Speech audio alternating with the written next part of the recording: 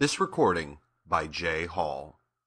The Wonderful Wizard of Oz by L. Frank Baum. Chapter 16. The Magic Art of the Great Humbug. Next morning, the Scarecrow said to his friends, "Congratulate me. I am going to Oz to get my brains at last. When I return, I shall be as other men are." "I have always liked you as you were," said Dorothy simply. "It is kind of you to like a Scarecrow," he replied, "but surely you will think more of me when you hear the splendid thoughts my new brain is going to turn out." Then he said good-bye to them all in a cheerful voice, and went to the throne room, where he rapped upon the door. "Come in," said Oz.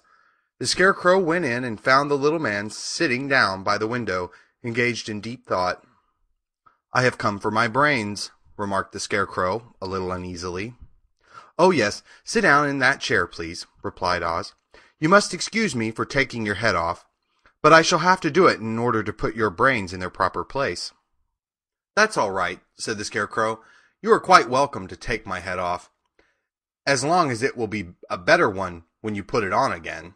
So the wizard unfastened his head and emptied out the straw. Then he entered the back room and took up a measure of bran, which he mixed with a great many pins and needles. Having shaken them together thoroughly, he filled the top of the Scarecrow's head with the mixture and stuffed the rest of the space with straw, to hold it in place.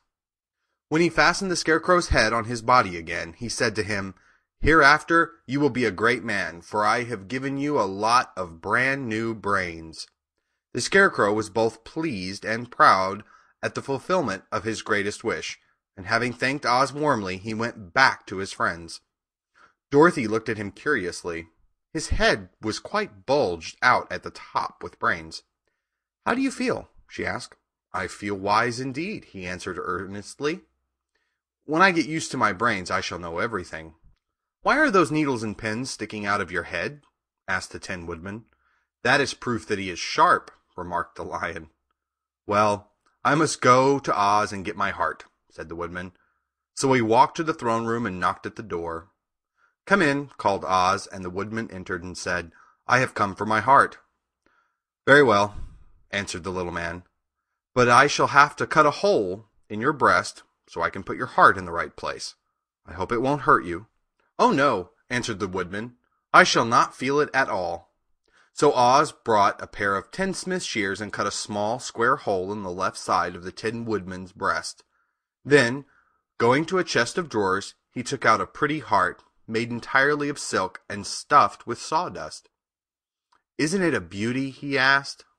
"It is indeed," replied the Woodman, who was greatly pleased. "But is it a kind heart?" "Oh, very," answered Oz. He put the heart in the Woodman's breast and then replaced the square of tin, soldering it neatly together where it had been cut. "There," he said. "Now you have a heart that any man might be proud of.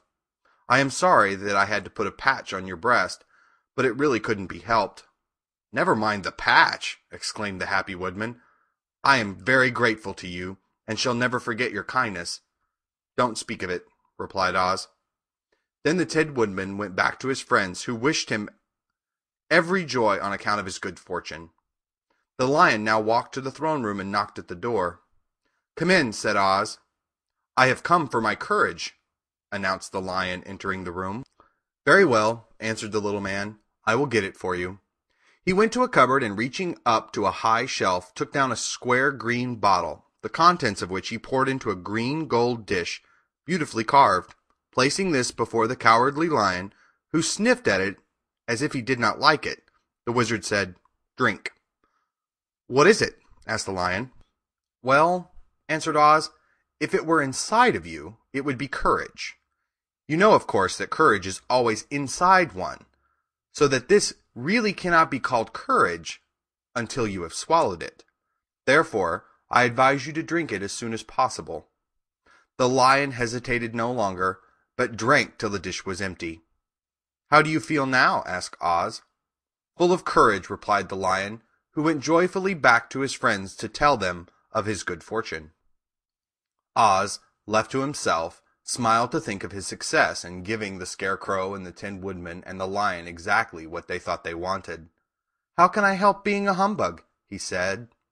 when all these people make me do things that everybody knows can't be done? It was easy to make the Scarecrow and the Lion and the Woodman happy, because they imagined I could do anything. But it will take more than just imagination to carry Dorothy back to Kansas, and I'm sure I don't know how it can be done. End of chapter 16.